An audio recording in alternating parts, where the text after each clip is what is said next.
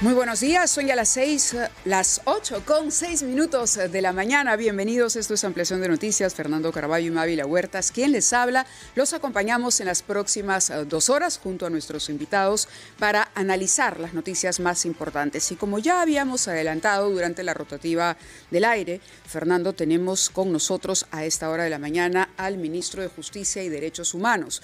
Ustedes recordarán, 24 horas antes de que llegara Alejandro Toledo a nuestro país, había toda una expectativa en torno a la llegada del expresidente investigado por casos de corrupción. Sin embargo, también sorprendía la noticia de una renovación parcial del gabinete de Alberto Otárola. 4 ministros fueron cambiados, entre ellos 2 carteras bastante mediáticas, la de Justicia y la de Educación. Salió el ministro Tello, ingresó Daniel Maurate Romero a la cartera de Justicia y Derechos Humanos. Esta mañana vamos a conversar con el flamante ministro. Es la primera entrevista que concede a un medio de comunicación y, por supuesto, hay mucho que preguntarle. Fernando. Buenos días, Mávila, buenos días a los que nos escuchan y nos ven, nos siguen por redes sociales. Señor Maurate, muy buenos días. Como usted sabe, su nombramiento como ministro en reemplazo de José Tello ha sido cuestionado por muchos sectores a propósito de varias razones. Algunas de ellas tienen que ver efectivamente su paso por el estado anterior, durante el cual tuvo que renunciar rápidamente por un cuestionamiento sobre sus títulos. Han habido también cuestionamientos en relación a varias de las personas que ha defendido usted a lo largo de su carrera, no será si es cierto o no, que ha tenido que ver judicialmente con el señor César Álvarez de Ancas, pero también con narcotraficantes y otro tipo de delincuentes. Y finalmente, lo más grave de todo es el registro de sus llamadas telefónicas al juez César Inostroza, que como usted sabe es un doble prófugo de la justicia peruana, por una parte la justicia española, por otra, puesto que se han registrado en los archivos judiciales numerosas llamadas suyas a él y a otras personas implicadas en los cuellos blancos del puerto. Y usted ha contestado ayer diciendo que es cierto que usted ha producido esas llamadas, pero que se trataba solamente de hablar sobre fútbol. Y esa es una versión que es difícil de creer, ¿no? Que un abogado que está metido en tantas causas complicadas como usted y un juez como Inostroza, que estaba siempre buscando cómo hacer para avanzar en su carrera y en sus objetivos dudosos, hablara solamente de fútbol con un abogado como usted. Díganos cuál es la verdad de esas comunicaciones, por favor. Muy bien. Muy buenos días, Mávila. Muy buenos días. Para mí es un honor estar aquí. Y bueno, he decidido nuevamente ingresar a la actividad política, a ocupar una cartera tan importante como la cartera de Justicia y Derechos Humanos, una cartera donde se necesita mucha actividad porque la población no siente que exista un Ministerio de Justicia y hay que hacer que el pueblo, sobre todo la gente más pobre, sienta que existe un Ministerio de Justicia y de la promoción de los derechos humanos, de los derechos fundamentales. Y, por cierto, es mi obligación responder a todas las preguntas y a todas las inquietudes. Eso es lo que debe hacer un funcionario público. Y entonces, directamente ya, con relación a estas llamadas con el señor Inostroza, lo que yo he explicado, y quizás porque la entrevista ha sido en calle, ahora estamos aquí en un estudio, mi vinculación básicamente es porque yo tengo actividad deportiva. Yo soy una persona que tiene mucha actividad en el deporte. He jugado en máster profesional en varios equipos. En consecuencia, me he relacionado con muchas personas vinculadas al deporte. Y, por supuesto, también he sido magistrado. Y como magistrado he tenido participación en actividades deportivas con el señor Inostroza. De ahí nace mi vinculación con el señor Inostroza, ¿no? Pero usted llama a un juez supremo y lo perturban en su actividad diaria para hablar sobre fútbol en 78 oportunidades diferentes. Mira, eso es la vinculación, la razón por la cual la conozco. Creo que eso es importante que quede claro, ¿no? Ahora, aparentemente lo que ha salido es que habrían 36 llamadas, ¿no? Es difícil que me pueda acordar sobre qué se conversa en cada llamada. Es difícil. Uno no lo olvida. Ahora, lo que hay que tener en cuenta, Fernando, es que en esos tiempos, el señor Inostroza era un honorable magistrado de la Corte Suprema. No sé para quién, pero para quienes conocían la actividad de él, las dudas eran mucho más grandes que las convicciones, como la realidad demostró. En todo caso, nosotros, yo particularmente, y creo que las personas en general, no teníamos absoluto conocimiento de alguna actividad irregular o ilícita de esta persona. Tan pronto se conoció, yo he terminado mi relación, todo vínculo con él. No he tenido más comunicación ni relación, porque no podía hacerlo. Y tampoco y corresponde a la justicia establecer su responsabilidad y la sanción. No pienso defenderlo ni lo voy a defender. Y cada uno es responsable de sus actos. Él es responsable de sus actos y la justicia corresponde a hacer su trabajo y, de ser el caso, sancionarlo severamente. Y Nostroza es solo uno de los protagonistas de esta trama que se denominó el caso de los cuellos blancos del puerto, caso que todavía continúa, por supuesto, desarrollándose. Pero también están el señor Antonio Camayo, por ejemplo, el señor Edwin Oviedo, Alberto Chan, en fin, todos investigados por el mismo caso. Y la cantidad de llamadas lo que revelan es, un número que fácilmente sobrepasa las que se podrían haber hecho en el lapso de ese tiempo para coordinar la organización de un partido de fútbol. Es decir, usted reconoce que era o es amigo de estas personas, al margen de la situación legal que ellos tengan. Porque cuando uno juega fútbol tanto con una persona, no todas las semanas, una o dos veces, qué sé yo, usted conocerá la frecuencia, reconoce que lo une un lazo de amistad. Es una relación de personas que hacen deporte. Pero a través del deporte uno desarrolla una relación personal. Ustedes no eran fichados por un equipo, eran partidos que organizaban entre ustedes para ustedes. Se realiza la actividad deportiva y, por supuesto, nace una relación. Eso es innegable, ¿no? Y de ahí pueden nacer comunicaciones, llamadas de diferente tipo. Ojo que los amigos nos pueden decepcionar. Claro. Por supuesto. Ojo con eso. Por eso le pregunto, ¿es usted o fue amigo de los mencionados? Sí, yo creo que puedo decir que hay una relación con ellos por el tema del fútbol. Ahora, no es correcto decir de que solo las llamadas eran a ver qué día jugamos, ¿no? O sea, debe haber llamadas de repente de saludos, llamadas de repente de alguna consulta. Yo soy abogado, ¿no? De ese tipo de llamadas. Para mí es un poco complicado. No sé si alguien pueda recordar sus llamadas de hace 4, 5, 6 años. Yo me imagino que usted sí, porque el caso fue tan escandaloso que cuando uno descubre que ha jugado fútbol o que ha compartido tanto tiempo con una persona que luego se descubre está implicada en tantas situaciones irregulares, en tantos delitos y que encima, como recordó Fernando Caraballo, es un prófugo de la justicia, uno lo primero que haría es recordar en qué circunstancias se vinculó. Es decir, hay un esfuerzo propio de memoria que uno hace. Por eso le pregunto, si no era solamente para coordinar partidos, ¿qué otro tipo de conversaciones sostuvo usted con quien hoy es uno de los prófugos y de las personas más buscadas por la justicia de este país? Cuando sale el tema, por supuesto, uno se pone a recordar, a decir, bueno, las comunicaciones. Primero lo que uno hace es cortar el vínculo, cortar la relación, que es lo que yo hice, cortar toda relación. Y luego lo que uno hace es, por supuesto, sorprenderse también, como mucha gente se ha sorprendido seguramente.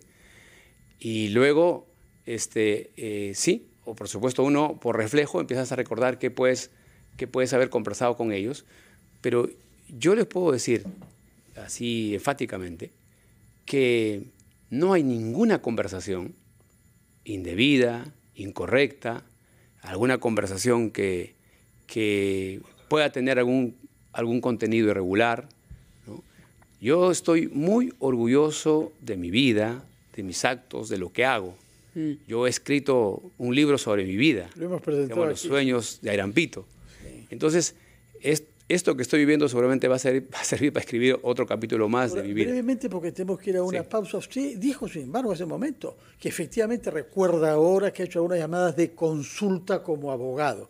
¿Qué puede tener que consultar un abogado al presidente de una Corte superior o miembro de una Corte Suprema? Puesto que hemos escuchado grabaciones en donde el señor Nostroza, negocia qué sanción darle a un violador de menores. O sea, efectivamente consultas absorbidas por teléfono. Nos contesta cuál es esa consulta que usted cree haber hecho al juez supremo, hoy prófugo, después de una breve pausa, señor Maurate, ministro de Justicia y Derechos Humanos.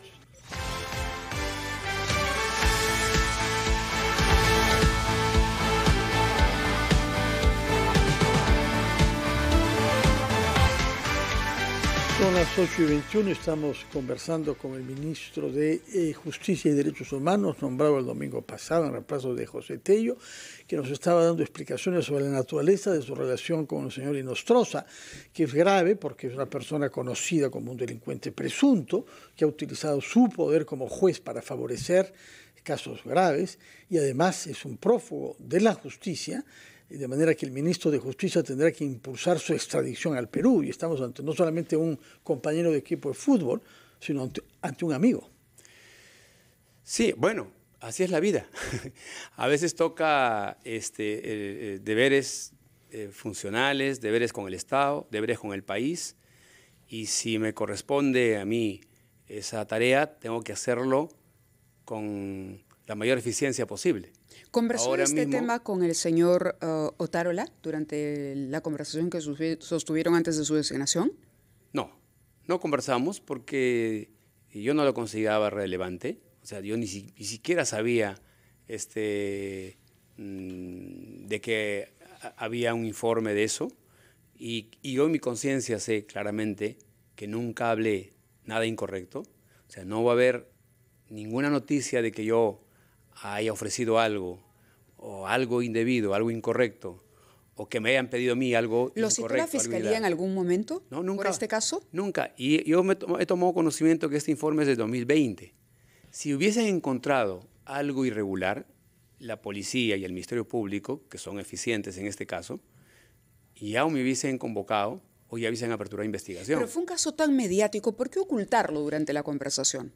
No, es que no lo oculté. Yo no sabía que había ese informe, y además mis conversaciones, como tantas personas que he conversado y que... Pero no, a ver, vamos, sí. No podemos poner en la lista de tantas personas a Nostroza, Oviedo, Camayo, no se puede decir que son personas cualquiera. Están comprometidas en un escándalo que además afectó las entrañas del sistema de justicia de este país, y usted estaba recibiendo la propuesta de ser ministro de Justicia. Sí. Lo que tocaba por transparencia era decirle, mira, Alberto, no sé, o cuál será el trato que ustedes tienen, esto, ojo, que esto puede ocurrir, tiene que haber te voy a ser franco y te voy a contar, es decir, ni él le tocó el tema, ni usted lo tocó. No lo toqué, ni él me tocó. Yo no considero relevante, quizás...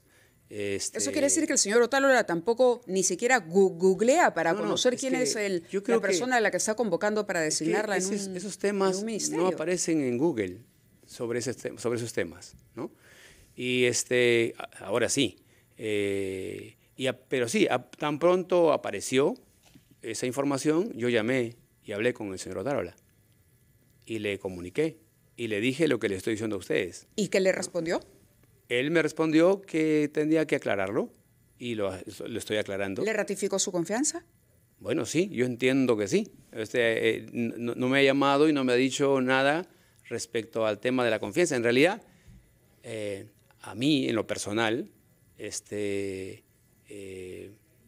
me cuesta mucho esta situación, ¿no? Me imagino, no ha de ser fácil. ¿Dónde jugaban? Y administrar un ministerio en estas condiciones no es fácil. ¿Eran lugares públicos, abiertos, donde se jugaban esos partidos? ¿Hay testigos, otras personas que hayan participado, sí, claro, al margen de usted? Por supuesto. O sea, hay lugares donde hemos jugado, lugares... ¿Por ejemplo? Por ejemplo, en la Asociación de Magistrados, porque yo también he sido magistrado, ¿no? Ahí hemos hecho actividad deportiva, con otros magistrados, ¿no? Honorables. Y yo creo que no todas las personas que hayan hablado con el señor Nostroza antes de enterarnos de esta situación, sin duda, pero sean reprochables o sea cuestionables esa comunicación. Sí, entonces, lo entendemos. Yo lo que quiero decir es que yo no conocía absolutamente de alguna irregularidad o algo que el señor... Él era un magistrado Tomamos supremo. nota de lo que nos ha dicho. Nos ha dicho entonces que no habló con el primer ministro sobre ese tema u otros puntos quizás de su currículum vitae que son también cuestionados por algunos clientes que ha tenido. Pero vamos al fondo de lo que será su responsabilidad. ¿Qué le dijo el primer ministro que esperaba de usted como desempeño en el ministerio que le atribuyó? Bueno, lo que él espera es que el Ministerio de Justicia sea un ministerio más presente en la vida de la gente, en la vida de la comunidad, ¿no? El pueblo, en general, la mayoría de los peruanos que viven en los lugares vulnerables, Comas, que es mi barrio, Caraballo, San Juan del Lurigancho, ven lejos, ven ajeno al Minjus. Y el Minjus es el Ministerio de la Justicia. Y el pueblo demanda mucha justicia. Es un ministerio de derechos humanos, derechos fundamentales. Y el pueblo demanda muchos derechos fundamentales. Sin duda, sin duda. Entonces, ahora, sobre el tema específico, porque es algo genérico esto, ¿no? Pero sobre el tema específico del informe que debe ser presentado inminentemente por la Comisión Interamericana de Derechos Humanos, justamente le dijo algo. El tema es tanto más relevante que uno de los ministros que ha salido justamente dijo que la CIDH era un adefesio. Y sabíamos que el señor José Tello tenía una actitud coherente con su respeto a los derechos humanos respecto del informe que se viene, que necesariamente será crítico hacia el gobierno peruano en vista de la cantidad de muertos que ha habido y la forma como esa gente ha muerto, ¿no? Sí, tengo el mismo pensamiento del exministro Tello. Hoy tendré una reunión con él. Prácticamente he renovado la confianza a todo el equipo del señor Tello. No he hecho ningún cambio. Pienso lo mismo. Yo creo que en nuestro país y el Ministerio de Justicia es un ministerio que debe garantizar el Estado de Derecho. Y el Estado de Derecho significa las resoluciones internas y también las externas. De manera que tenemos que esperar con paciencia este informe y acatar las recomendaciones. No nos queda otro camino. Y eso es lo correcto y eso es lo que vamos a hacer. Entiendo de que ha habido un informe preliminar. Entiendo que el gobierno ha hecho algunas observaciones y se está esperando el informe final. Una vez que venga el informe final, lo que corresponde es que acatemos rigurosamente las recomendaciones de la Comisión, porque es parte de nuestra responsabilidad como un Estado que tiene regulación interna y también vinculación a la regulación externa. Eso es lo que vamos a hacer. En el tema, para ir cerrando, porque creo que el tiempo nos empieza a ganar, el caso del señor Toledo y de la señora Elian Karp. Hay un temor de que la señora Elian Karp puede eludir a la justicia. Hay un estudio que se ha contratado, el ministerio lo ha contratado para poder coadyuvar, digamos, en esta solución. El señor Toledo ya se encuentra aquí. ¿Cuál va a ser la participación del Ministerio de Justicia en estos asuntos? El Ministerio de Justicia directamente ya no puede participar porque ahora está en manos del Poder Judicial. Cualquier intervención del Ejecutivo puede ser alegada por el señor Toledo como una persecución política o una persecución del ¿En el Estado. caso de Karp también? Lo que sí, obviamente, confiamos que la Procuraduría, que sí está adscrita a Justicia, hará todo su esfuerzo para lograr la mayor cantidad de reparación civil, porque eso sí nos interesa. En eso sí estamos vinculados. Y en el caso de Elian Karp también entiendo que el Ministerio de Justicia ya hizo su tarea y se ha mandado el cuaderno de extradición a Estados Unidos. Ya está en manos de las autoridades americanas. Entiendo también, ayer recibí los informes, de que las autoridades americanas estarían solicitando incluso el pasaporte ya a Elian Karp. Ojalá que la justicia pueda alcanzarlo, podamos traerlo y también que la justicia haga su labor y sancione ejemplarmente a todas las personas que han cometido delito. Hay muchos temas que tienen que ver con los derechos humanos en el Perú, pero hay uno que ha adquirido una urgencia mayor, que es la situación de migrantes, familias con gente de edad, con niños, en la tierra de nadie, entre Chile y Perú, y además en Tacna, donde entran, se dice, 200 migrantes por día viniendo de Chile. Algunos de ellos vuelven al Perú porque entraron a Chile por el Perú. ¿Qué propuesta tiene usted? Ya sé que está recién asumiendo el cargo y que hay muchos otros temas, pero ese es un tema que va a tener mucha repercusión internacional y no nos conviene añadir una razón más para tener una mala imagen ante la comunidad internacional. ¿Cuál es la propuesta? Sí, bueno, efectivamente sobre ese tema, ayer he tenido despacho de varios temas. Ese tema en concreto no lo hemos conversado todavía, ahora lo conversaré, pero lo que sí puedo decir es que hay que pensar en cada persona. Cada persona es un sentimiento, tiene familia, tiene honor, tiene dignidad. Entonces, sea del país que sea, hay que pensar y hay que ponernos en el lugar de esa persona. Por cosas de la vida nos ha tocado una posición de repente a nosotros un poco más tranquila y más cómoda. Pero hay seres humanos que están pasándolo muy difícil, que no pueden vivir en sus países y están tratando de buscar mejores posibilidades en otros lugares, como también ha pasado con peruanos que han ido a otros lugares. Y entonces tenemos que ponerlos en el lugar de ellos. Yo creo que esa es la tarea siempre de todo funcionario, ponerse en el lugar del pueblo, ponerse en el lugar de las personas que requieren nuestro servicio. Y en ese sentido hay que cautelar su dignidad, su honor, sus derechos. Y eso es lo que va a hacer, y eso es lo que vamos a hacer nosotros en el Ministerio de Justicia. Jesús Miguel Calderón, de Ampliación de Noticias Regional, tiene una pregunta para usted a esta hora. Mucho gusto. Adelante, Jesús Miguel. ¿Cómo está usted, señor Danilo Maurate? Gusto saludarlos desde Ampliación de Noticias Regional. Fíjese usted, he escuchado atentamente las preguntas formuladas por nuestros compañeros, Fernando y Mávila. En realidad, usted es político y tiene experiencia en este tema. Yo creo que usted resulta incómodo para el gabinete ministerial y para la presidenta de la República. Yo creo que el primer ministro está pensando en este momento que se equivocó al nombrarlo. Así usted sea inocente, señor. Lamentablemente la política es así, está hecha de gestos. Usted acaba de hablar de honor, de dignidad en favor del pueblo. Me parece muy bien, pero las cosas hay que llamarlo por su nombre. Lamentablemente en política, cualquier gesto, cualquier pasado tormentoso, lamentablemente es así. Y quiero decirle a título personal que usted resulta incómodo, es una opinión muy personal.